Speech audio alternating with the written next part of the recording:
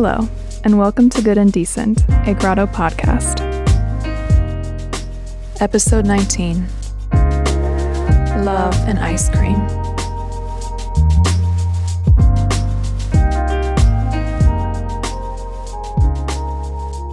Hello, Grotto senior producer Josh Long here. A few months back, the Grotto team decided we would spend a chunk of the summer dissecting the idea of love. Specifically, we wanted to explore the idea of love with romance subtracted out of the equation.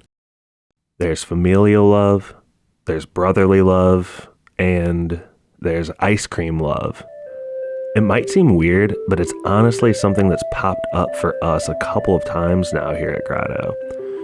And at the end of this episode, you'll hear how a charitable young woman and her ice cream minivan made the difference in a lot of people's lives. And right after I get done talking, our student worker, Ryan Broussard, is going to introduce you to his older cousins. His cousins happen to be brothers who own a pair of ice cream franchises in the Boston area.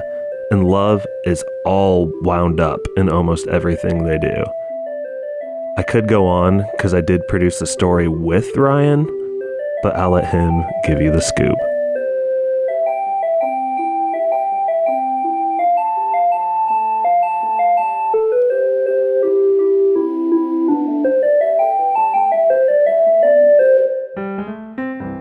Even though I grew up a few states away, Joe and Gus were the relatives that I was always excited to meet, usually because it meant we were getting free ice cream. Gus and Joe weren't just any ice cream owners, though. I remember one time looking at their board of flavors as a kid and having my mind blown that maple bacon was there. And so we start this story of ice cream and love at a park in the MIT area of Boston, right next to Tuscanini's, Gus's store. You might hear children playing, sirens passing, and dogs barking, but the main focus is the two brothers sitting on a bench reminiscing.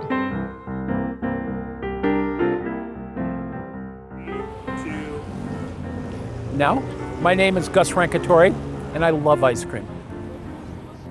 3, 2. My name's Joe Rancatore, and I love ice cream. And my brother Gus. I had opened Toscanini's Ice Cream with a partner in 1981, and that partnership didn't last a year. But even before the year was up, we asked Joe to join us because Joe had a lot of restaurant experience working in St. Louis. And we thought he'd bring some expertise that we didn't have, and we also thought that the business might work better with a third wheel. But that wasn't really the case. My initial partner left after about a year and went back to South Carolina and resumed medical training and became a doctor. Mine was opened my store in 85, moved up to Boston in 81 to work with Gus and Kurt, but shortly thereafter Kurt left and I found myself a small percentage owner of an ice cream store here in Cambridge, and Gus, and it was very, very busy, and Gus always had, just the context of whatever's necessary. There somewhat was no clock in ice cream. You just would drop ice cream off at 2 o'clock on a Thursday at the Real Paper, alternative newspaper, and it was always just generosity. You were never trying to, ulterior motive, yes, you're trying to spread the word, but you're just delivering, ice cream to hardworking people that would just be, we crack the jokes, they turn into 6th graders when you bring ice cream. They just go nuts for you. And you would just constantly do this. We'd consolidate in the winters, but in 85 I opened my own store. I crack a joke that I stole everything I knew, but it's nothing different than what I always think. I think it's Picasso and John Lennon said the same thing. They didn't do anything original. They just don't copy, steal. And thus I started my store out in Belmont and grew it to 3 stores today. It wasn't like we were making ice cream in a factory to be sold to distributors who resold the ice cream to people we never saw. I think what we both liked was we made the ice cream largely in front of people who told us how much they liked it. It was a very short feedback loop. And I think both of us liked that and probably inherited it from both our parents. I would say, I was wondering if Gus might touch on that. My dad was always, start your own business, never work for the man, rah, rah, rah. And he was, just those kind of, do you remember those? Yeah, but I also remember my father talking about clothing. He was in the men's clothing business for most of his life. And he was always talking about it as a tactile, almost emotional experience. You're not just selling clothes to people, you're selling something that will make them comfortable or happy when they get married or get promoted or go to visit their future father-in-law. And he was always kind of aware of the emotional freight that accompanies business, which I think is true of most things. Even people even people who deny a level of emotional interaction with their customers actually have that.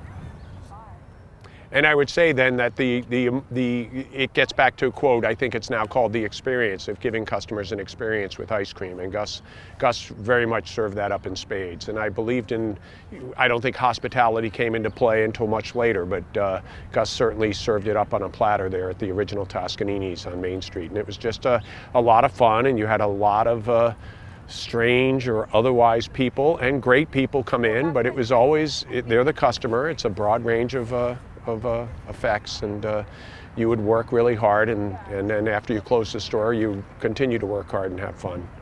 I think some of the most interesting stories that probably both of us have are stories that involve after-hours behavior, and not the misbehavior that fill a lot of restaurant memoirs, but simply the fact that I had a friend who had newborn children that wouldn't fall asleep until after he'd driven around Boston for a couple of hours. And he would show up at 1 or 2 in the morning. I go, why are you here? And he goes, they won't go to sleep. Do you have any ice cream? Or some people at any college or university stay up late working away. I asked one woman why she showed up all the time at 1 o'clock, and she worked with a scanning electron microscope, and she said she had to wait for the footsteps in the hallways to stop before she could use the scanning electron microscope. So she was a 1 o'clock in the morning customer. One of the biggest ways Joe and Gus have connected with customers over the years has been through their unique flavors. They make the classics, but also flavors that appeal to the cultural diversity of Boston, and even special batches by request for regular customers. There are chic, elegant flavors, and then some that sound gross or just downright bizarre. Senior producer Josh and I wanted to have some fun with this, so we asked them to compete to see who could name the most flavors in 30 seconds. So this is timed out. This is a timing thing. I'm going to time it. Joe's leaving. It's perfect timing for that. Okay. So the exercise is in 30 seconds to see how many ice cream flavors you can name. Okay? Yes. Ready, set, go. Sweet cream, French vanilla, malted vanilla, Belgian chocolate, cocoa pudding, chocolate number 3, chocolate sluggo, pistachio, almond amaretto, grape nut raisin, rum and raisin, kulfi, saffron, orange kulfi, what else? Mango sorbet, peach, white peach. Gosh, there's so many I like. Coffee, espresso, coffee Oreo cookie, Oreo cookie. Boom. Nice. Tell me when. All right, go. Vanilla, chocolate, strawberry, Marionberry, orange pistachio, blossom, coffee hydrox, coffee chocolate chip, coffee walnut, coffee almond, mocha chip, mocha almond, mocha walnut, bully boy vanilla, sweet cream, basil chocolate chip, mint chocolate chip, dirty malted hydrox, malted vanilla, malted chocolate chip, malted chocolate. Done. Dang. Their sister Mimi was counting and called it a tie.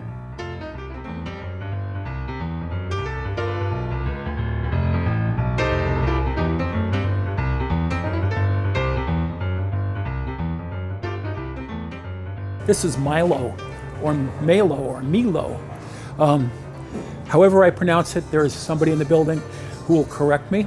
Earlier, I think I was talking a little about using miso, which is a kind of salty condiment used in Asian food. There's sometimes we make flavors because ice cream makers love making them. These are grape nuts, and grape nuts are very popular with 2 distinct, widely separated groups. People from the Caribbean or West Indians, and people from northern New England or eastern Canada. And I remember a conversation, I said, why do you like this flavor so much? And he goes, it's very popular ice cream at home. And this is almost the only place to get it in Boston.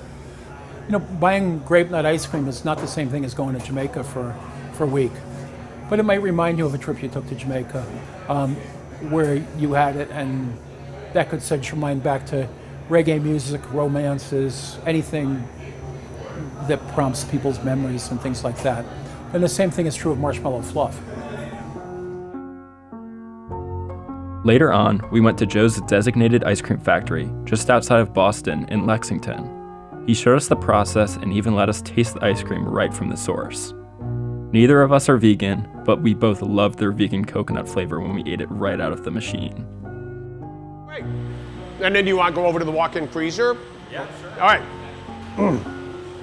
Hi, we're here at the Joe's Manufacturing Company facility for producing ice cream.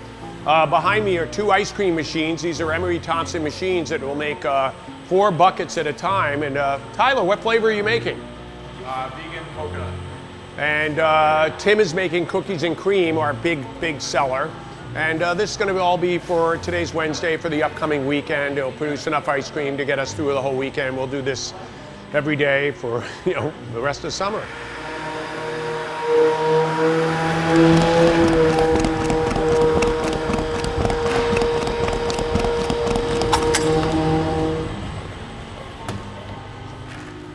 I do have a question. I asked Ryan this on the plane ride. There's normally when you think of 2 brothers who may be working in business, it seems like there'd be a lot of tension. And then if you heard that one brother essentially kind of split off, did his own thing, you think, wow, of course there's some sort of tension here. So we have this love theme going on, your brothers. How did you guys manage to go through all those steps and keep the relationship? Because when I heard that this was going to be about love, and because I'd gone to Catholic high school, which still has made a lifelong impression on me, as it often seems to do.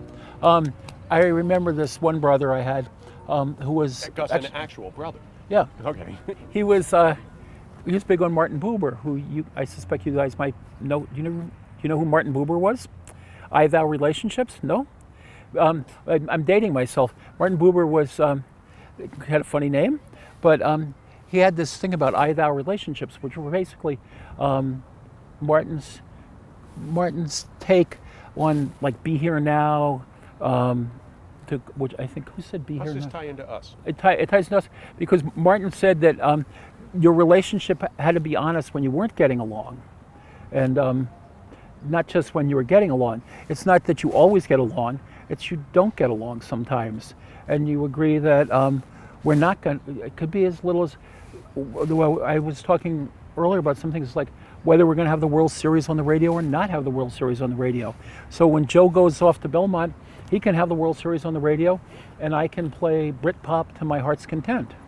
And there's something that just kind of, you agree to let the other person do what they want, and acknowledge and accept the differences.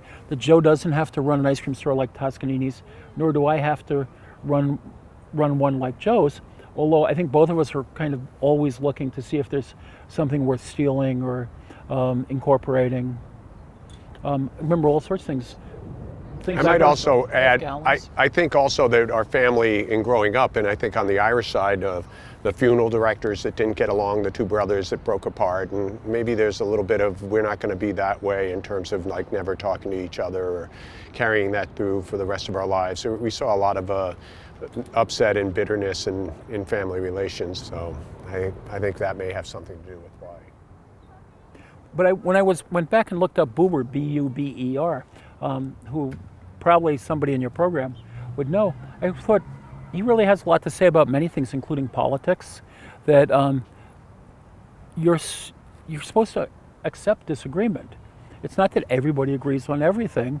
You can agree to disagree and go forward, or go off in different directions, which doesn't necessarily mean you go to war. I do think that sometimes we're kind of artful about avoiding conflicts. Neither of us has opened an ice cream store next door to one of the other guy's stores. And there's plenty of room to sell ice cream in Massachusetts. So you think bringing the conflict to the forefront can be loving almost? Yeah. probably conflict adverse, so I don't bring it. Well, no, I mean, I think you can recognize the conflict without actually having a battle about it. Just say, okay, let's get along. Let's just go forward. You can do what you want, and I'll do what I want. And it doesn't mean that one of us is completely wrong or evil. It just means people have different views about how they want to proceed. And we're not arguing about, $1 billion family fund or life and death decisions. We're two people who make ice cream and make people happy because we make ice cream. But at the same time, for these brothers, ice cream is more than just ice cream. It started off as a simple business venture, and now it's a part of their lives, something that's defined who they are in the community, but also defines themselves. I still like to eat ice cream. I do, and I don't know whether that's my all-time favorite food, but it means many things. It's what I do. It's kind of a form of independence. It's kind of an expression of many aspects of my personality. Paraphrasing, like, what took ice cream from like to love is, I think, interesting, and have me thinking about, like, just my wife Nancy, or in terms of restaurants that I have liked but love. And a lot of it is that emotional feeling, emotional connection I get from the experience I had in the restaurant with my wife that is more than just like. And so it opens me up to love, to be loving and to receive and get and give.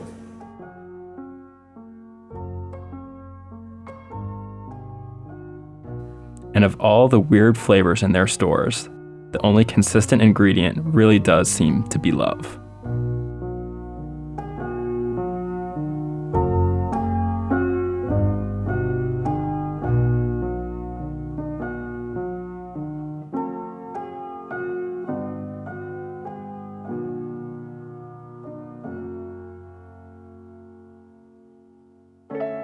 Ice Cream Brothers is a Grotto short film by Ryan Brossard and Josh Long.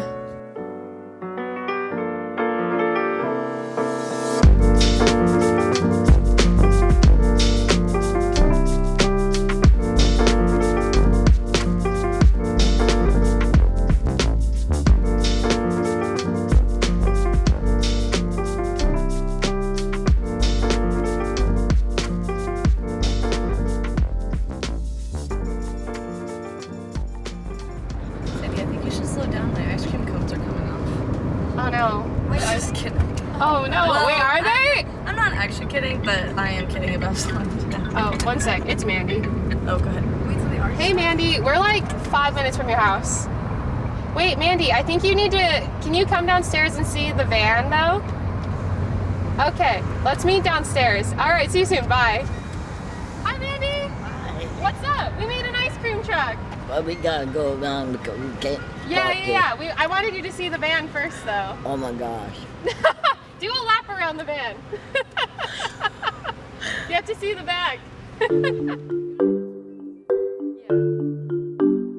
Sadie is a missionary at a Simple House, a Catholic inner-city ministry that serves the poor and homeless through cultivating deep, authentic friendships. She first served at the DC house, but is now in Kansas City, which is where I traveled to follow her for the day. The way that typical charity works is that people come to you with a problem and then you try to solve their problem. The difference about Simple House is we try to go to the poor in their homes and then, based on a relationship with them, ask them what they need. When we have the freedom to be able to serve them as creatively as we want. And we want to view the poor as people and just not as problems to fix. I met with Sadie, other Simple House missionaries Claire and Margot, and Margot's adorable baby daughter Florence at the Casey house on an early June day as they spent all morning making decorations for their own ice cream minivan.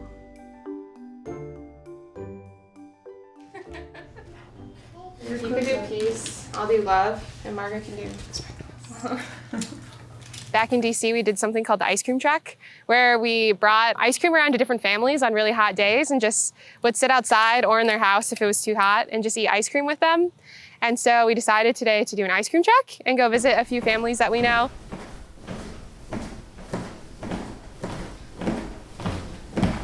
We walked into their kitchen, and there were art supplies spread out all over the table.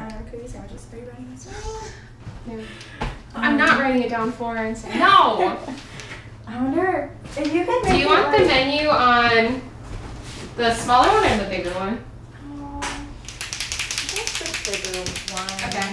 Yarn, scissors, markers, tape, colorful streamers and lays, strings of paper ice cream cones, a chalkboard menu of all the types of ice cream that they had. I don't know the full vision for the car except for the little... Did you see the blueprint? Yeah. Will you show me the blueprint? And a whiteboard detailing how the van would be decorated. Peace, love, sprinkles. We all scream ice cream. Right. In our about house, this? we You like will this serve the Lord and ice cream. Ice cream 24/7, yeah. There were vibrant colors everywhere. Sadie, Claire, and Margot each wore a Hawaiian shirt to fit the theme, and they let me borrow one as well. Anyway, that was a long way to say. I think we're gonna experiment with trying to put some of the legs on the inside of the car. Ooh, okay. So, anyway, so I'm gonna take some of this out and check her out. So.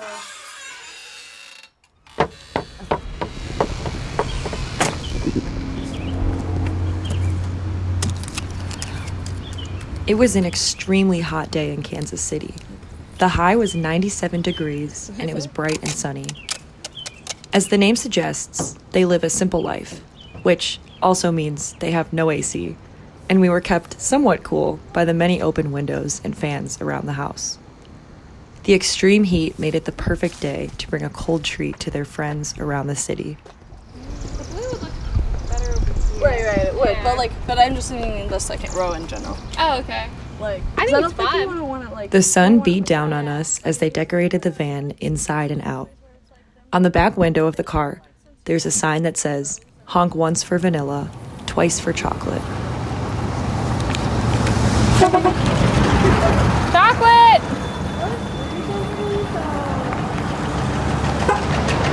Vanilla! This is so amazing.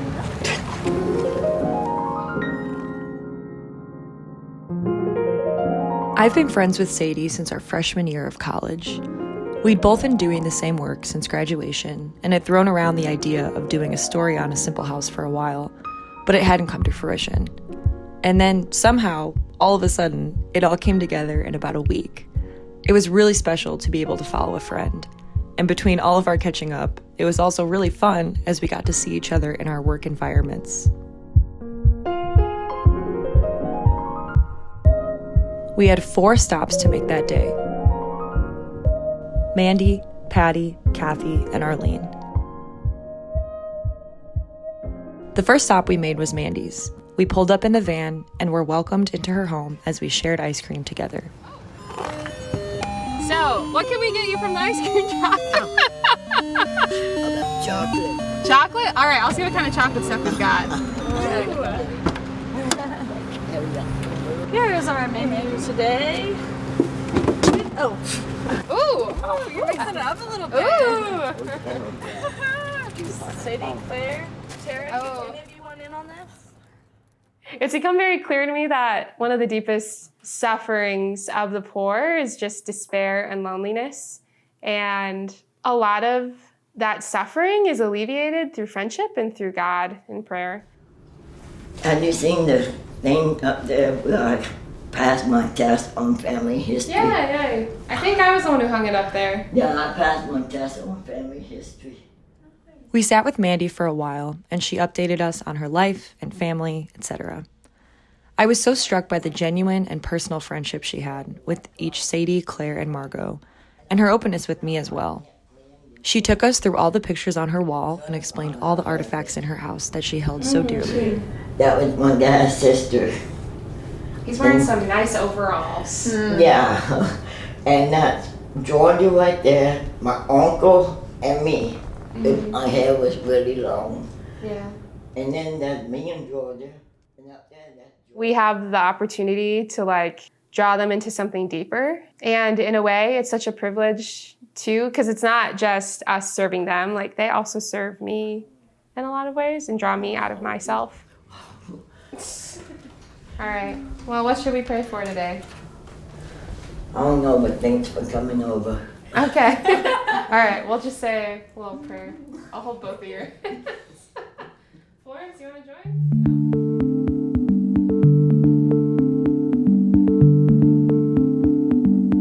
This was only our first stop, but as we were leaving Mandy's, I could already tell how special these relationships were and how they extend beyond a missionary's time at Simple House. Hi, Mandy. It was good to see you.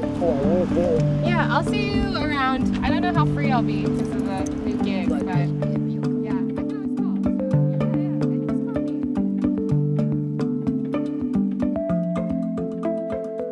call. So I decided this past year was my last year at Simple House. It was kind of a hard decision, but it was also time, like, I feel like I've grown a lot here, and I've grown as much as I could here, and I wasn't gonna grow anymore except for moving on. And I'm very excited for my next steps, even though it feels kind of scary. Yeah, this is all I've done since college, so I don't really know like any other type of job out there. All throughout college, I knew that I wanted to do service after, and I kind of assumed that I was just gonna go to med school probably at some point or go into healthcare after, but service was always really important to me. All right.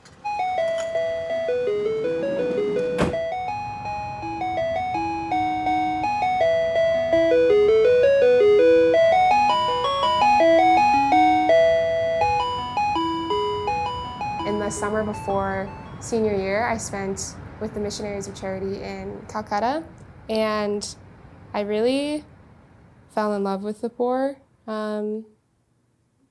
Yeah, because I think I just saw Christ in the poor, and I felt so free to just be poor and to just be with people and to like love Christ, and I've never felt so free.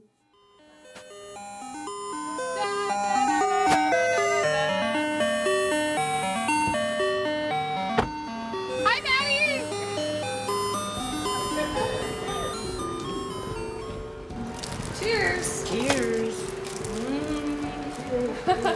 The faith of the poor is really profound. Some people we know just talk to us about how they wake up each day and are just so grateful to be alive and to have woken up. And I think about the ways that I wake up, and I just wake up and smash my alarm, and I'm like, like I don't want to be awake right now. And I definitely don't immediately thank God for waking up that morning. Bye, Maddie. It's good to see you. Next time, we need to do another bake-off at some point. So Yeah, I think I can get really caught up in myself throughout each day. I can look at a day and think about all the things that I want to do and all the ways I want it to serve myself or what I want to accomplish that day. And Simple House has made me think about all the ways that I don't invite God into the day and let Him work throughout the day. Okay, I'll take this. This is good. Nice. That was Great. You could do your dance with it now. Yeah. You need that hat from the wedding party. I think when I first realized that it was time to move on, I felt very frustrated, like maybe I wasn't like good enough to keep going. But the reality is that vocation is such a gift, and like I was given this time at Simple House, and now I'm being given something else, and I wasn't being really grateful for what God was like willing for my life per se. I was kind of fighting it. So I feel like in accepting my time being done, like a lot of cool things have fallen into place. So I'll be coaching gymnastics full time and working with like a competitive gymnastics team in Kansas City. So I'm grateful to stay in the area. It's a really big gift to be able to continue to like have these relationships with people.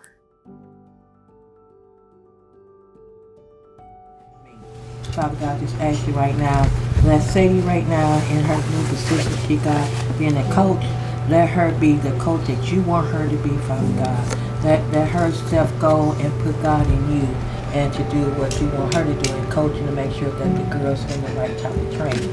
Father God, He's going to give you honor. Thank you for this position that she really going to enjoy. She's going to put her heart into it, Father God. It's going to be a blessing towards you. And then, Father God.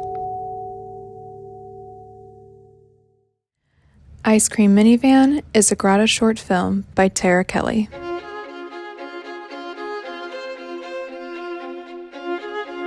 milk, cream, and sugar.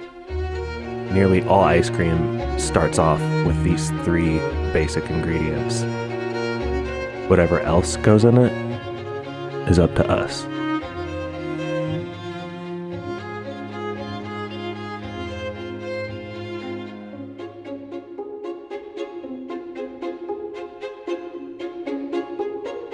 Grotto Network is Javi Zubi Zaretta, Director, Josh Long, Senior Producer, Jesse McCartney, Senior Content Editor, Becky Rogers, Art Director, Mike Rossetti, Senior Manager for Community Engagement, Adrian Garaldi, Social Media Manager, Michaela Douglas, Web Content Strategist, Kevin DeClute, Video Producer, Jane O'Connor, Associate Video Producer.